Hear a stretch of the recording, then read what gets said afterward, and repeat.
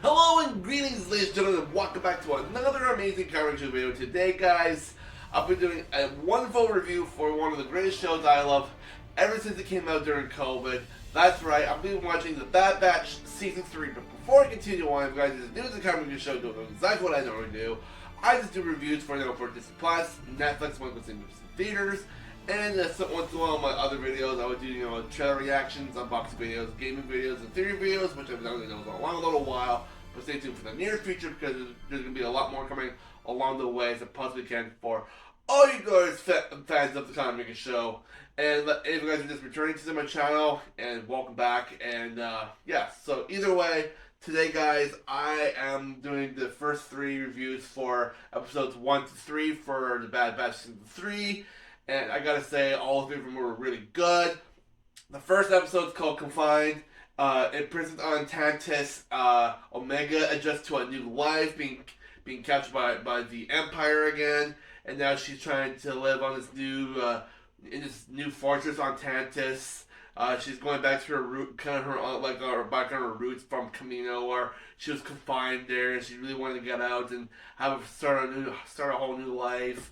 And now she's recaptured by the Empire, and now she's adjusting to this new routine every day, getting up every morning, to do these daily duties with not a say. So she's trying to basically just trying to find a weakness in the fortress so she can try to escape with Crosshair, because Crosshair is still alive and kicking.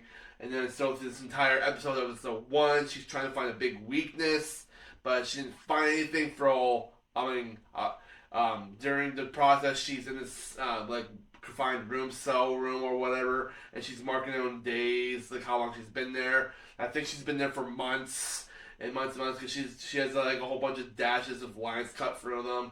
So I think she's been there for at least a couple of months, probably at least. I would probably have to say 6 to 7 months. I probably would imagine, because there's a whole bunch of 5 lines crossed. I didn't get a chance to pause right away to see how many. I would say imagine it'll probably be close to 5 to 6 months ish.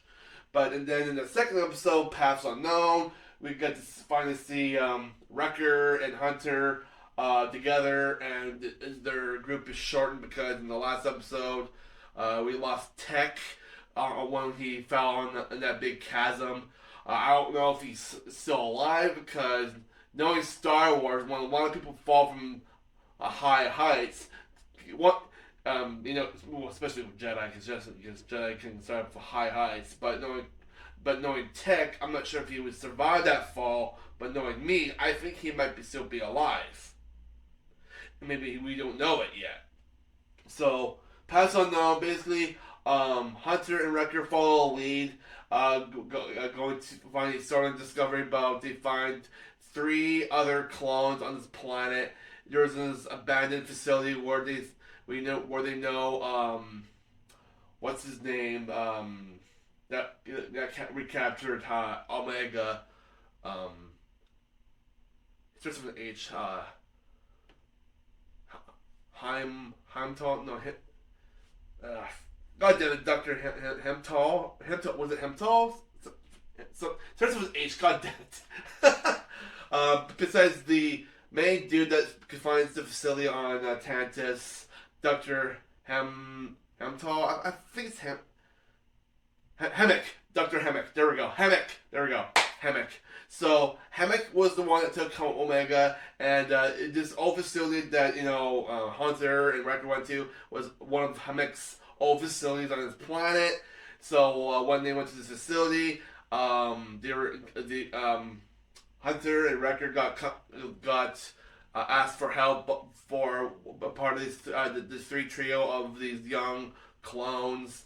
They're trying to get information from this control panel, and this old facility that's overrun with this kind of with this weird vinous snare creature. During the end, we saw this creature come out from the water. It kind of reminded me the Sarlacc creature from Tatooine, but it was more swamp like, with villainous tent or vines or whatever, but it was more like a forest version, kind of like of a Sarlacc. I don't know what creature would have been, but it looks cool. And how Wrecker and Hunter and those three other young clones was able to get rid of it was pretty cool. And so then after that, during the entire episode of episode 2, they were able to get information off of that control panel, off of this like old facility, and they were able to find um, a lead to where they think they might know where Omega might be hiding at.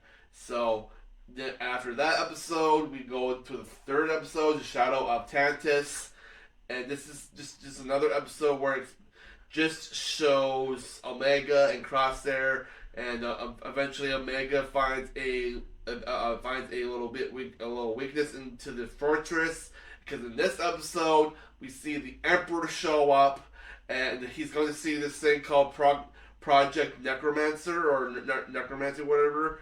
So he goes in this one room with Hemlock, and they're trying to experiment, on, like, I guess, I don't know, bodies of something in this big red room. For me, I think it might be clones of the Emperor, I think. Because we never see what was inside the tank, and there's this one part of the episode where he's looking at a patient instead of this, like, I guess it might be, like, I don't know, one of those, like, Bata tanks or something like that. I'm not sure. But I'm thinking it might be either be A, clones, or B, clones of, or A, clones of the Republic, or B, maybe like clones of the Emperor whenever he dies or whatever, he has backups and something like that. I don't know. And that's why Hemlock is kept Omega, because part of her blood was from the original, I think it's from the original OG DNA of Django, and that one Dr. Chick that's supposed to be a biological, or not biological, but supposed to be a clone of an older clone version of Omega. She's actually Omega's older sister in a way. She's still loyal to the Empire, and when she took her. And then at the very end of this episode, she was able to take a blood sample, because during the first episode, Namaste was able to destroy all of Omega's blood samples, but in this episode, one of them didn't get destroyed. So Omega's older sister was able to see her blood sample being like, scanned and being analyzed in this machine, and she finds out that her blood sample is a lot different than the other clones. And when the Emperor left after seeing the progress of the Project Necromancer or whatever, they find out that Omega and Crosshair escaped, and then she was able to tell Hemlock, because they think, yeah, her blood is different than any other clone. And that's why they didn't, when Omega was escaping off the planet with Crosshair, he decided to tell the fighters to stop shooting at the ship they were escaping, because her blood is so special. They need her in order to finish the project that they're working on Project Necromancy. So there's a lot of things crazy happening in episode 3, and I actually absolutely love it. The other 2 episodes, they're great, but episode 3 was just so amazingly intense. I thought it was really interesting. So, I don't know what's with Omega's blood, but obviously, Hemlock is so concerned enough to call off the fighters so they wouldn't destroy the ship, and then she was able to escape in time before anything else happened to her. So it's something special about Omega's blood, is that what they need, I think, is exactly what he needs to have for him to complete the project that the Emperor wants to do for him, that he's also getting resources and the money and the credits from the Emperor, supplying this big operation that they're trying to accomplish for the Empire. So whatever they're trying to do, they need Omega's blood. So either way, I love all these 3 episodes. I thought they were very amazing, but episode 3 was just very intense. So for the big rating for episode 1, I think I'm just gonna give it a spot on 4.4 out of 5. Episode 2, I'll give it a 4. I'm gonna be able to just give it like a 4.3 out of 5, and then maybe episode 3, 5 out of 5. So, whoo, I thought it was great. I really enjoyed what was going on, and yeah, so I can't wait for the next couple episodes coming out each week. And then on the final episode coming out, it will be coming on May 1st. So it's getting close. So the show's going to end over the month of my birthday. So we got until May 1st until the show's going to be done. So each week, new episodes are coming out on, I think, was it Tuesdays or is it Wednesdays? I think it's Wednesdays. Yeah, I think it's Wednesdays. So, yeah, so I'll catch you guys on my next review for The Bad Batch coming on this upcoming Wednesday. And I'll probably be doing it for you guys on Fridays. So either way, guys, thank you guys for watching.